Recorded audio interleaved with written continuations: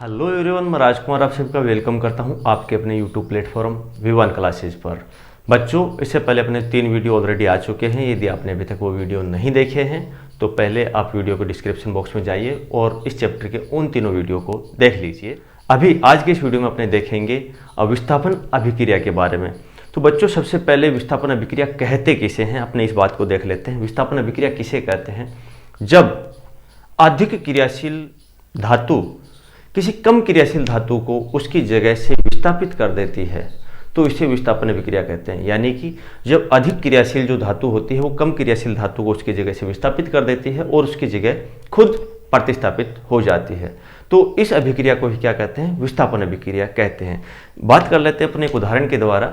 यहाँ पर copper sulphate दिया गया है। कॉपर सल्फेट की जब अभिक्रिया करवाई जा रही है जिंक धातु के साथ में, तो जिंक धातु जो होता है वह कॉपर सल्फेट के विलयन से कॉपर धातु को प्रतिस्थापित कर देता है और उसकी जगह स्वयं यहाँ बैठ जाता है जिंक सल्फेट, और उसके साथ में कॉपर धातु आपको प्राप्त हो जाती है। लेकिन यदि मैं इसकी चर्चा करूं इसी के जस्ट विपरीत अभिक्रिया करके, यहाँ पर मैं विलयन ले लूँ जिंक सल्फेट का और इसके साथ में अभिक्रिया करवा दूँ कॉपर धातु की, तो जो कॉपर सल्फेट का जो निर्माण है वो यहाँ पर नहीं होता है और जिंक धातु नहीं बनती है। ऐसा किस लिए होता है? ऐसा इनकी अभिक्रियाशीलता के कारण होता है। चर्चा की जाए धातु की क्रियाशीलता के बारे में तो अपने देखते हैं, जैसे जिंक एक धातु है। जिंक धातु के साथ में यहाँ पर आयरन और तीसरा जो है वो कॉपर है।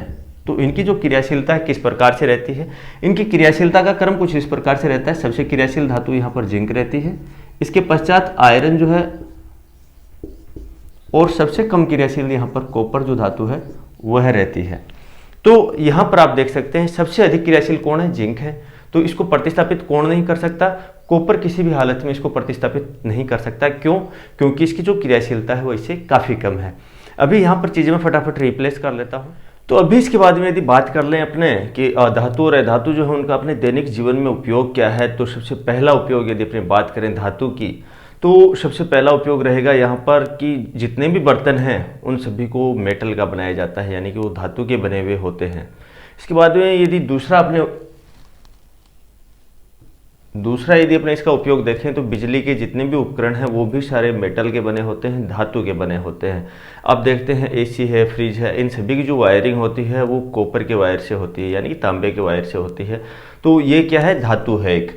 इसके बाद में जो नेक्स्ट है सोना चांदी जो धातुएं हैं उनका उपयोग आप देखते हैं आभूषण निर्माण में किया जाता है। जो महंगी ज्वेलरी है उनके निर्माण में इन धातुओं का उपयोग किया जाता है। इसके बाद में आपने सफ़र किया होगा, रेलगाड़ी, वायुयान, बस, इन सभी की जो बॉडी होती है वो भी किससे बनी होती है?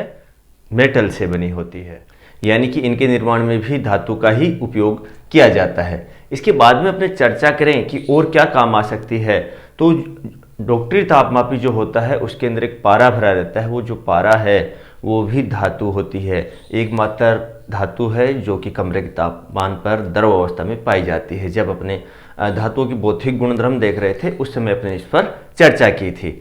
अभी बात कर लेते हैं अपने अधातुओं की। तो अधातु जो है उनका सबसे पहला जो सबसे मेजर उपयोग रहता है वो रहता है आपकी प्राणवायु ऑक्सीजन। जब भी आप श्वसन क्रिया करते हैं तो श्वसन क्रिया के दौरान आप लेते हैं ऑक्सीजन गैस, और ऑक्सीजन क्या है? एक अधातु है। इसके बाद में सेकंड यदि बात करें तो पेड़ पौधे नाइट्रोजन के जो नाइट्रेट है होते हैं उनको पृथ्वी से जो है जल के साथ में अवशोषित करते हैं। ये जो नाइट्रेट्स हैं ये भी एक अधातु के ही बने होते हैं, यानी कि नाइट्रोजन जो है उनको नाइट्रेट के रूप में पौधे ग्रहण करते हैं। उर्वरक निर्माण में भी आप देखते हैं जब भी यूरिया आदि का जो आप बैग लेते हैं तो उसके ऊपर लिखा हुआ था 46% नाइट्रोजन। तो उर्वरक निर्माण में भी जो है इनकी प्रचुरता होती है कि इनकी नाइट्रोजन्स की।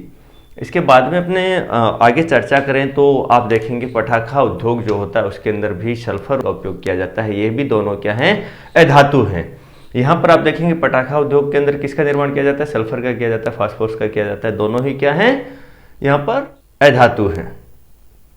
इसके बाद में जल के शुद्धिकरण में आप जानते हैं जब जल का शुद्धिकरण किया जाता है तो उसके अंदर से गैस प्रवाहित की जाती है जिसे क्लोरीन गैस कहते हैं। क्लोरीन गैस क्या है? एक धातु है।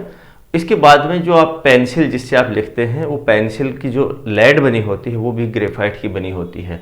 और ग्रेफाइट क्या है? कार्बन का अपर रूप है और यानी कि एक अधातु ही है। अब अधातु का यदि अपने लास्ट उपयोग देखें दैनिक जीवन में, तो जब भी आपके कहीं घाव लग जाता है, कट जाता है, शरीर पे चोट लग जाती है, तो उस दौरान आयोडीन के बैंगनी सॉल्यूशन का उपयोग किया जाता है, जिसे एंटीसेप्टिक के रूप में घाव पर लगाया जाता है, जिससे कि कोई इन्फेक्शन नहीं हो, घाव जो है फैले नहीं। तो बच्चों ये था अपना अध्याय 4 पदार्थ, धातु और अधातु। यहाँ पर आपने धातु की फिजिकल प्रॉपर्टीज देखी, केमिकल प्रॉपर्टीज देखी, और धातु अधातु जो है उन दोनों के ही आपने दैनिक जीवन में उपयोग भी देखे। अभी नेक्स्ट जो वीडियो होगा उसके अंदर नेक्स्ट चैप्टर अपने शुरू करने वाले हैं। इसी के साथ में यदि आपको इस चैप्टर के हैंड रिटन नोट्स चाहिए तो वीडियो का डिस्क्रिप्शन बॉक्स चेक कीजिएगा, उसके अंदर एक एप्लीकेशन का लिंक दिया हुआ है, आप उस लिंक पर क्लिक करें और उस एप्लीकेशन को इंस्टॉल कर लें। वहाँ पर आपको हैंड रिटन नोट्स कक्षा 8 के उपलब्ध होंगे। ओके बच्चों, थैंक्स फॉर वॉचिंग।